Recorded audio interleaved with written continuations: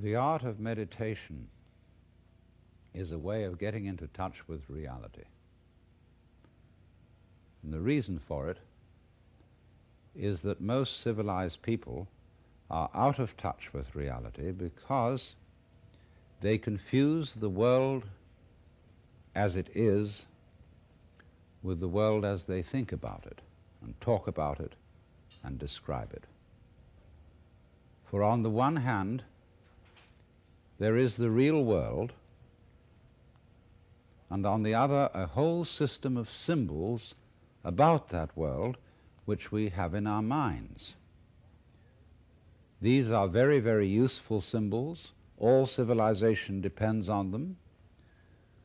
But like all good things, they have their disadvantages, and the principal disadvantage of symbols is that we confuse them with reality, just as we confuse money with actual wealth, and our names about ourselves, our ideas of ourselves, our images of ourselves with ourselves. Now, of course, reality, from a philosopher's point of view, is a dangerous word. A philosopher will ask me, what do I mean by reality? Am I talking about the physical world of nature? Or am I talking about a spiritual world? Or what? And to that I have a very simple answer. When we talk about the material world, that is actually a philosophical concept. So in the same way, if I say that reality is spiritual, that's also a philosophical concept. And reality itself is not a concept. Reality is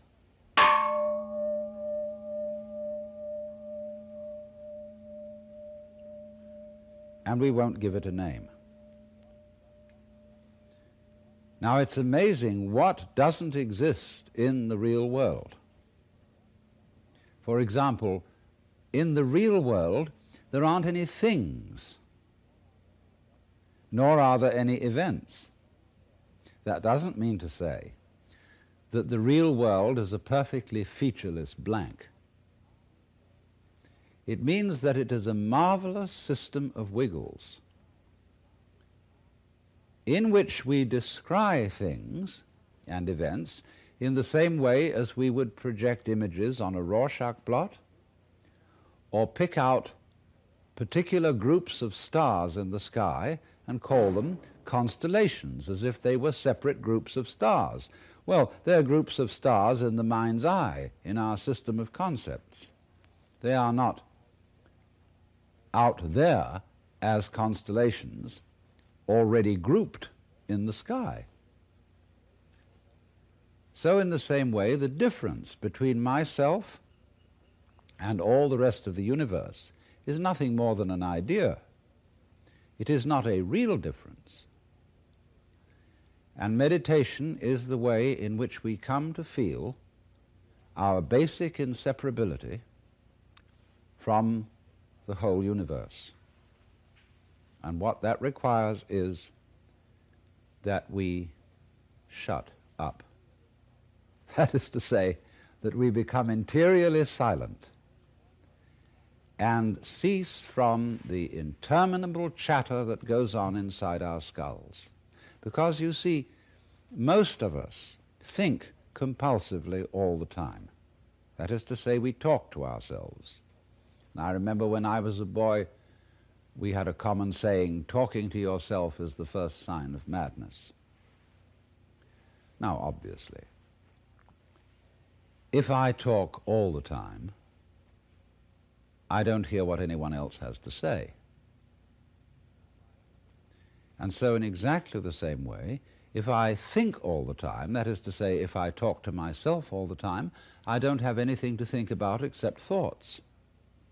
And therefore I'm living entirely in the world of symbols, and I'm never in relationship with reality. All right, now that's the first basic reason for meditation.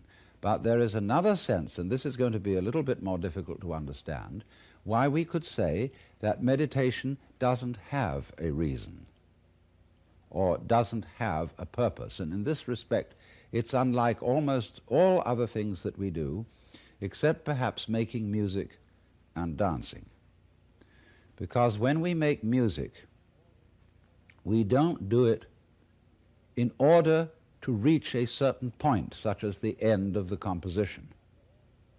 If that were the purpose of music, to get to the end of the piece, then obviously the fastest players would be the best. And so likewise, when we are dancing, we are not aiming to arrive at a particular place on the floor, as we would be if we were taking a journey. When we dance, the journey itself is the point. When we play music, the playing itself is the point. And exactly the same thing is true in meditation. Meditation is the discovery that the point of life is always arrived at in the immediate moment. And therefore, if you meditate for an ulterior motive, that is to say, to improve your mind, to improve your character, to be more efficient in life, you've got your eye on the future and you are not meditating. Because the future is a concept. It doesn't exist. As the proverb says, tomorrow never comes. There is no such thing as tomorrow. There never will be, because time is always now. And that's one of the things we discover when we stop talking to ourselves and stop thinking. We find there is only a present, only an eternal now. So it's funny then, isn't it, that one meditates for no reason at all, except we could say for the enjoyment of it. And here I would interpose the essential principle that meditation is supposed to be fun. It's not something you do as a grim duty. The trouble with religion as we know it is that it is so mixed up with grim duties. We do it because it's good for you. It's a kind of self-punishment. Well, meditation, when correctly done, has nothing to do with all that. It's a kind of digging the present. It's a kind of grooving with the eternal now. And brings us into a state of peace where we can understand that the point of life, the place where it's at, is simply here and now. Well, now, in the art of meditation, there are various props, supports. One thing that we are going to use as a means of stilling chatter in the mind is pure sound. And for that reason, it's useful to have a gong. This is a Japanese Buddhist gong made of bronze and shaped like a bowl. If you don't have one of these, you can get the rounded end of an oxygen tank. Have a machinist saw it off roughly into the shape of a bowl and use that. Or you can use your own voice, chanting. Another prop in meditation is the use of incense. And that is because the sense of smell is our repressed sense, and because it's our repressed sense, it has a very powerful influence on us. And therefore we associate certain smells with certain states of mind. And so the smell of incense is associated with peace and contemplation, and so it's advantageous to burn incense in meditation. The other prop is a string of beads. And these beads are used in meditation for an unconscious method of timing yourself. Instead of looking at a watch, you move a bead each time you breathe in and out, so that at a certain rate, you see there are always 108 beads on a rosary, and when you get to slow breathing, halfway around the rosary is about 40 minutes, and that is the usual length of time for which one sits in meditation, because otherwise you get uncomfortable and you get stiff legs and problems of that kind. Now then, the other thing, first of all, that we have to go into is how does one sit in meditation? You can sit any way you want. You can sit in a chair, or you can sit like I'm sitting, which is the Japanese way of sitting, or you can sit in the lotus posture, which is more difficult, which is cross-legged, with the feet on the thighs, soles upwards. And the younger you start that in life, the easier you'll find it to do. Or you can just sit cross-legged on a raised cushion above the floor. Now the point of this is that if you keep your back erect, I don't mean stiff like this, nor slumped like this, but just easily erect, you are centered and easily balanced, and you have a feeling of being thoroughly rooted to the ground. And that sort of physical stability is very important for the avoidance of distraction and generally feeling settled. Here and now, j'y suis, j'y reste, as the French say. I'm here and I'm going to stay. Well, now, the easiest way to get into the meditative state is to begin by listening. If you simply close your eyes and allow yourself to hear all the sounds that are going on around you, just listen to the general hum and buzz of the world as if you were listening to music. Don't try to identify the sounds you're hearing. Don't put names on them. Simply allow them to play with your eardrums. And let them go. In other words, you could put it, let your ears hear whatever they want to hear. Don't judge the sounds. There are no, as it were, proper sounds or improper sounds, and it doesn't matter if somebody coughs or sneezes or drops something. It's all just sound.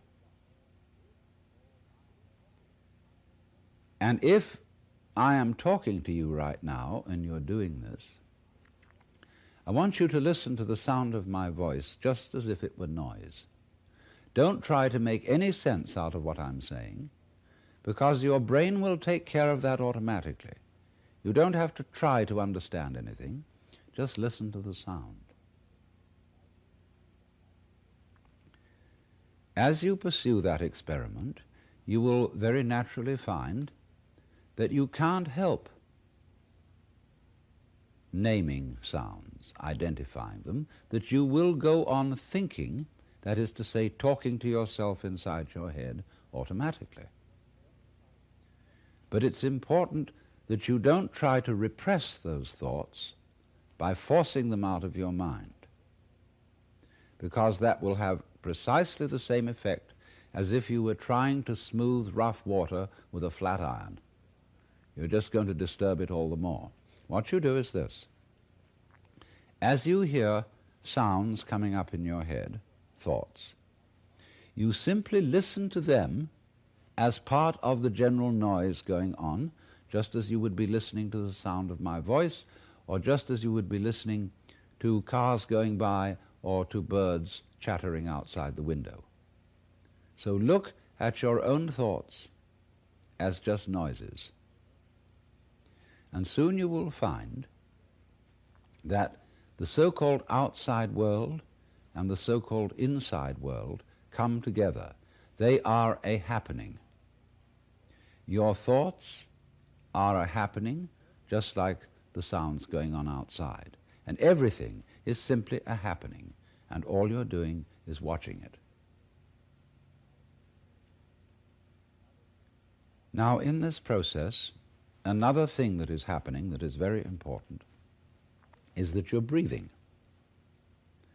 And as you start meditation, you allow your breath to run just as it wills. In other words, don't do at first any breathing exercise, but just watch your breath breathing the way it wants to breathe. And notice a curious thing about this. You say in the ordinary way, I breathe, because you feel that breathing is something that you are doing voluntarily, just in the same way as you might be walking or talking. But you will also notice that when you are not thinking about breathing, your breathing goes on just the same. So the curious thing about breath is that it can be looked at both as a voluntary and an involuntary action. You can feel on the one hand, I am doing it, and on the other hand, it is happening to me. And that is why breathing is a most important part of meditation, because it is going to show you, as you become aware of your breath, that the hard and fast division that we make between what we do on the one hand and what happens to us on the other is arbitrary. So that as you watch your breathing, you will become aware that both the voluntary and the involuntary aspects of your experience are all one happening. Now that may at first seem a little scary, because you may think, well, am I just the puppet of a happening, the mere passive witness of something that's going on completely beyond my control? Or on the other hand, am I really doing everything that's going along? Well, if I were, I should be God. And that would be very embarrassing, because I would be in charge of everything. That would be a terribly responsible position. The truth of the matter, as you will see it, is that both things are true. You can see it that everything is happening to you, and on the other hand, you're doing everything. For example, it's your eyes that are turning the sun into light. It's the nerve ends in your skin that are turning electric vibrations in the air into heat and temperature.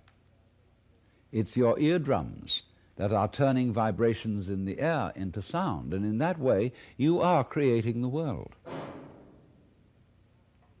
But when we are not talking about it, when we are not philosophizing about it, then there is just this happening, this, and we won't give it a name. Now then, when you breathe for a while, just letting it happen, and not forcing it in any way, you will discover a curious thing, that without making any effort, you can breathe more and more deeply. In other words, supposing you simply are breathing out, and breathing out is important because it's the breath of relaxation, as when we say, whew, and heave a sigh of relief. So when you are breathing out, you get the sensation that your breath is falling out. Dropping, dropping, dropping out with the same sort of feeling you have as if you were settling down into an extremely comfortable bed. And you just get as heavy as possible and let yourself go. And you let your breath go out in just that way. And when it's thoroughly, comfortably out and it feels like coming back again, you don't pull it back in, you let it fall back in, letting your lungs expand, expand, expand, until they feel very comfortably full, and you wait a moment and let it stay there, and then once again you let it fall out.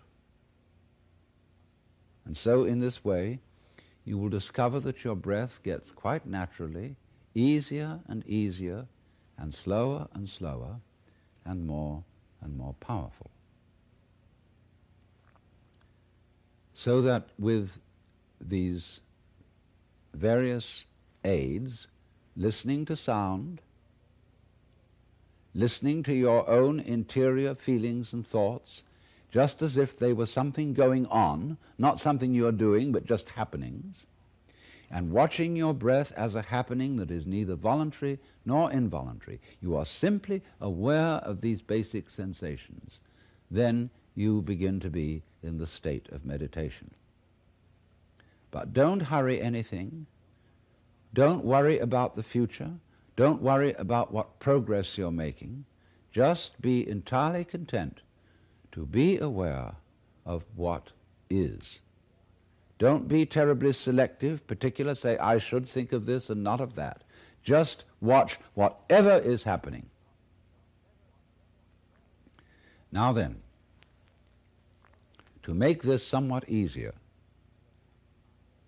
to have the mind free from discursive verbal thinking, sound or chanted sound is extremely useful.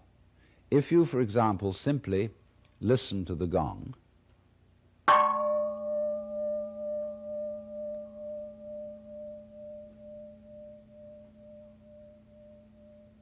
and let that sound be the whole of your experience. It's quite simple. It requires no effort.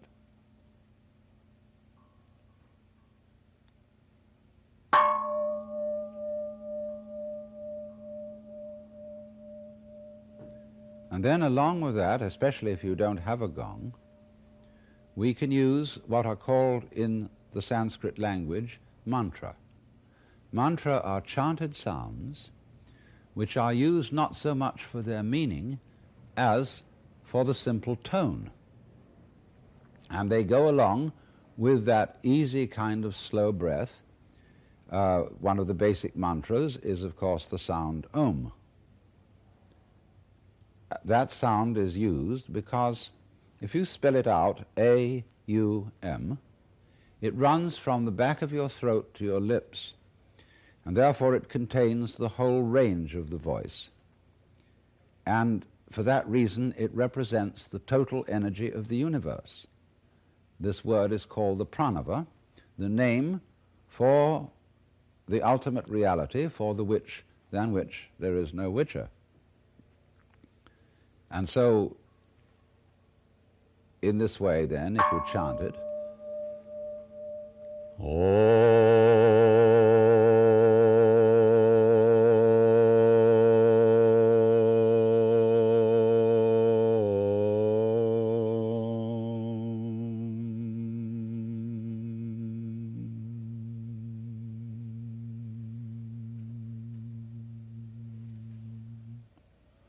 and it's varied like this.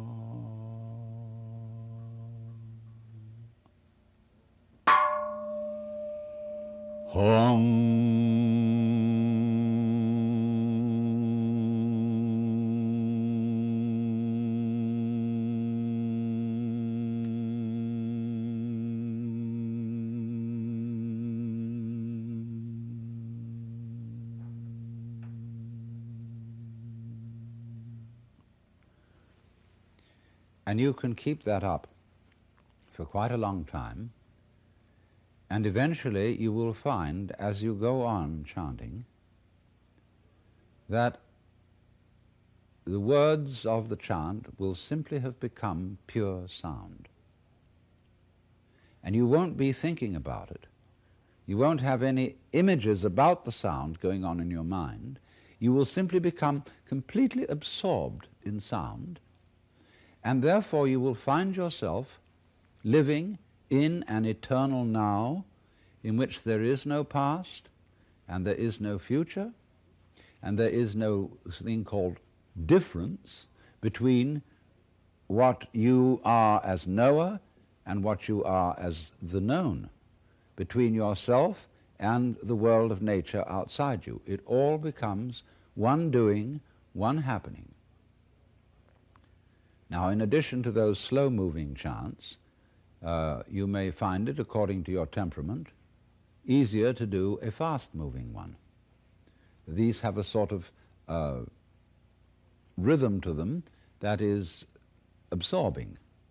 Say a chant that many of you have heard that goes, Hare Krishna, Hare Krishna, Krishna Krishna, Hare Hare, Hare Krishna, Hare Krishna, Krishna Krishna, Hare Hare, Hare Rama, Hare Rama, Rama Rama, Hare Hare, Hare Krishna, Hare Krishna, Krishna Krishna, Hare Hare, Hare Rama, Hare Rama, Rama Rama, Hare Hare. And it doesn't matter what it means.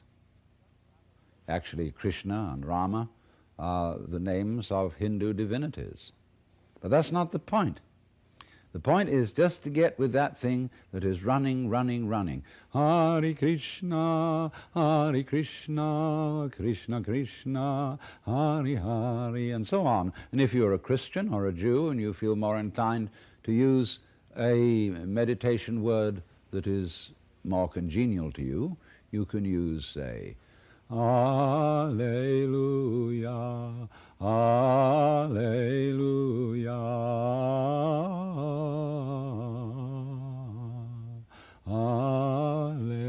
Alleluia, Alleluia,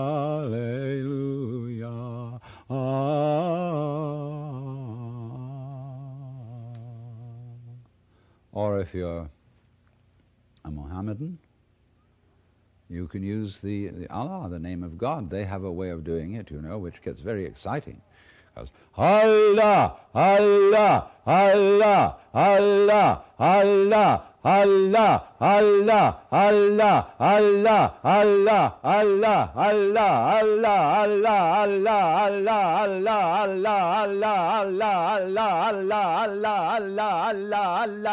Allah, Allah, and it gets faster and faster. You can keep that up for 40 minutes. And you'll be out of your mind. But you see, to go out of your mind at least once a day is tremendously important, because by going out of your mind you come to your senses. And if you stay in your mind all the time, you are over-rational. In other words, you're like a very rigid bridge, which, because it has got no give, no craziness in it, is going to be blown down in the first hurricane.